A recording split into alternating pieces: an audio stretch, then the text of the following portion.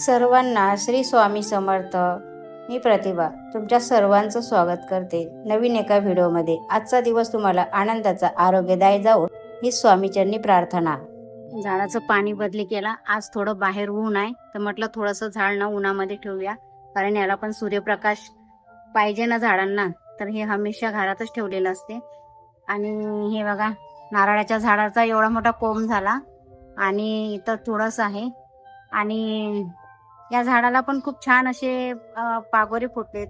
खूप छान असं बघा, पानं कशी हिरवे हिरवे नवीन पानं आले. हे पांढऱ्या फुलांचं झाड आहे, जे आपण पांढरी फुलं असतात ना त्याचं झाड आहे. आणि ॲलोवेरा पण 8 दिवस असाच पडलेला होता घरामध्ये, आणून ठेवलेला. 8 दिवसानंतर लावला, पण बघा किती छान आला.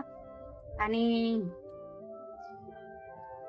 पत्रींच्या झाडाला पण खूप छान असे बेलपत्र आले. 3 बेलपत्र आहे. एक तर असं तुटलेलं आहे, आणि ते तर आपल्याला खराब झालेला बेलपत्र आपण महादेवाला वाहत नाही. तर छानपैकी 2च आले. आणि मशीनमध्ये कपडे टाकलेले धुवायला.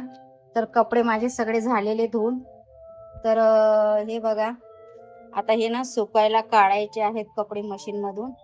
तर सगळे कपडे काढते. जास्त वॉश केलं ना कपडे तर हे असे एकात एक अटकतात. आणि कमी ठेवलं ना, आता पावसाळ्यामध्ये तर जास्तच वॉश करायला लागतात कपडे, पिळा लागतात. त्याच्यामुळे श्रावण महिन्याची तयारी करायची आहे. विचार करते की रोज पार्थिव शिवलिंग बनवायचं. त्याच्यासाठी बेलपत्र आणून ठेवते रोज, म्हणजे रोज रोज दुकानावर जायची गरज नाही फुलांच्या.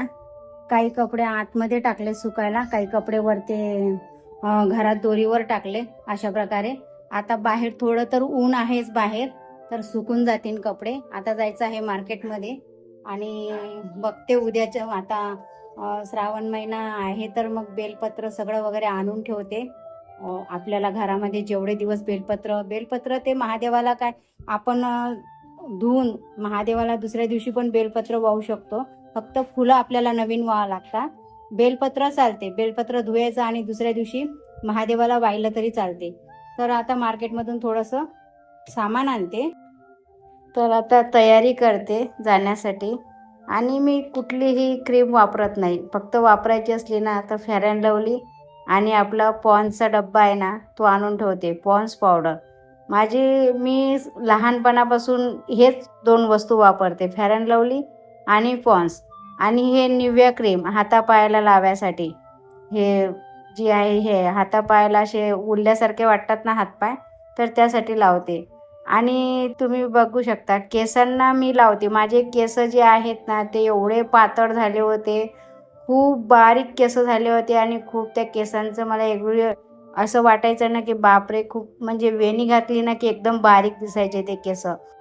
आता मी केसांना ना थोडंसं खोबऱ्याच्या तेलामध्ये एरंड्याचं तेल मिक्स करते आणि त्याने अशी छान मालिश करते.